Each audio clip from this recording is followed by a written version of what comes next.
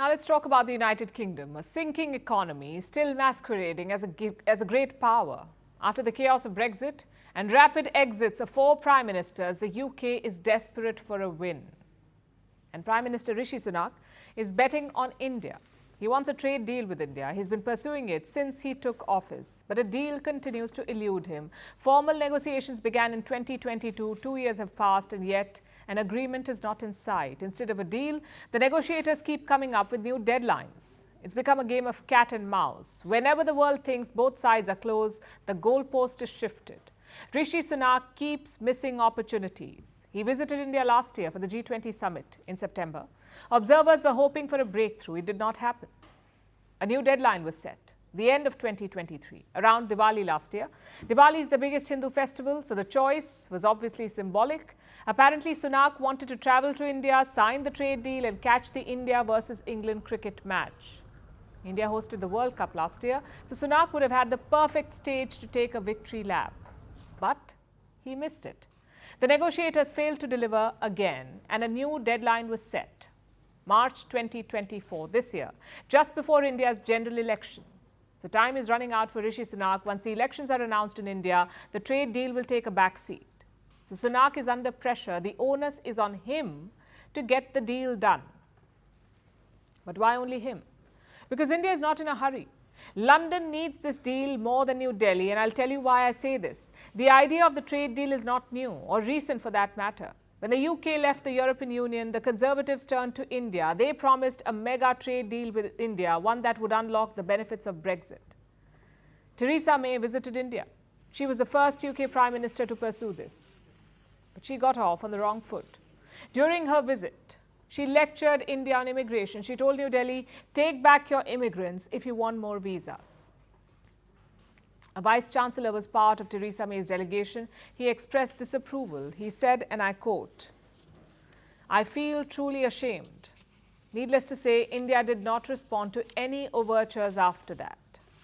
May's successor was Boris Johnson. He adopted a different tone. He promised a deal by Diwali 2022. But he couldn't get it done. Then came Liz Truss. She was barely 45 days in the job, and the task fell to Rishi Sunak.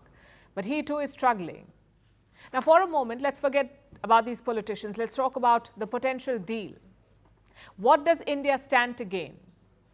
What's at the center of every free trade agreement? Goods. In this case, London wants lower tariffs for its key exports, stuff like cars, Scotch whisky and wines. But does the Indian economy depend on these goods? It doesn't. India has many alternatives, other arguably better sources to buy from. Now look at India's exports. What do we send to the UK? Things like medicines, diamonds and machine parts. And many of these goods face no tariffs in the UK.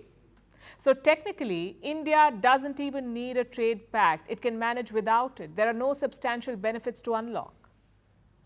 But here's what India wants: visas. Will the UK open up to take more Indian talent? It will not. And that's a problem, because any good trade deal also allows for the free movement of people. But as far as London is concerned, that's not on the table. In fact, it is making it harder for Indians to stay in the UK.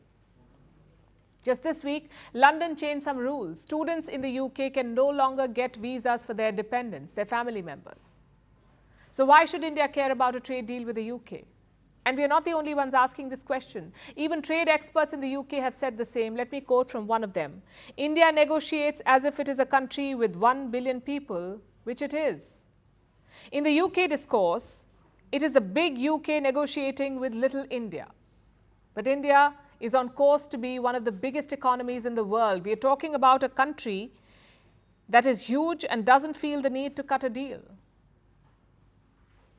And that's what it's about. India doesn't need to cut a deal. That is the bottom line. The British are still stuck in the past, when India was their colony.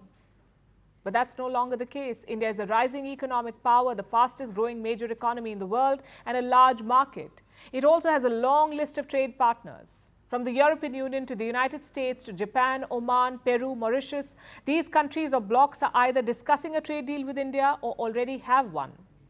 The United Kingdom is just another name on this long list, one that India can very well manage without. and the UK needs this reality check.